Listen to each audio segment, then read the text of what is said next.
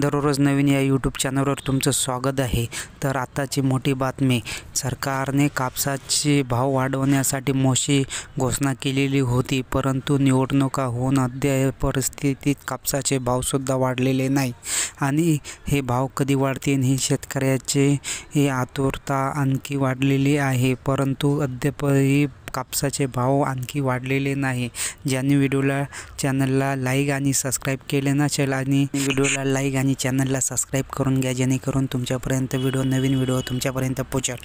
तर आपण पाहू शकता, तर नंदुरबारमध्ये किमान दर आहे 6100, तर सर्वसाधारण दर आहे 6700 रुपये।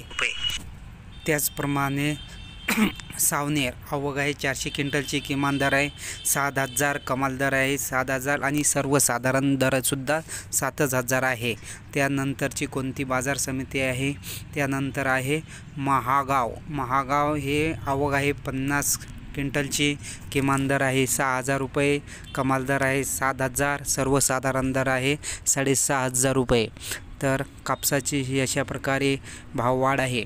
बाजार समिती पुलगाव आवक आहे 190 क्विंटलची, किमान दर आहे 6900 रुपये, कमाल दर आहे 7500 रुपये, सर्वसाधारण दर आहे 7300 रुपये।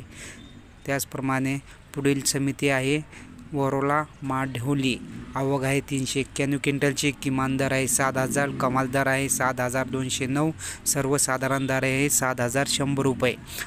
तर त्याचप्रमाणे पुढचा बाजार समिती आहे, सरकारने आश्वासन दिले होते कापसाचे भाव वाढेल, परंतु अद्यापही कापसाचे भाव सर्वसाधारण त्या स्थितीत आहे। तुम्हाला काय वाटते, कापसाचे भाव वाढणार आहे की नाही याविषयी कमेंटद्वारे आम्हाला जरूर कळवा। आणि ज्यांनी व्हिडिओला लाईक आणि चॅनलला सबस्क्राईब केले नसेल त्यांनी व्हिडिओला लाईक आणि चॅनलला सबस्क्राईब करा, जेणेकरून तुमच्यापर्यंत नवीन जे भाववाढ आहे याविषयी संपूर्ण माहिती मिळेल।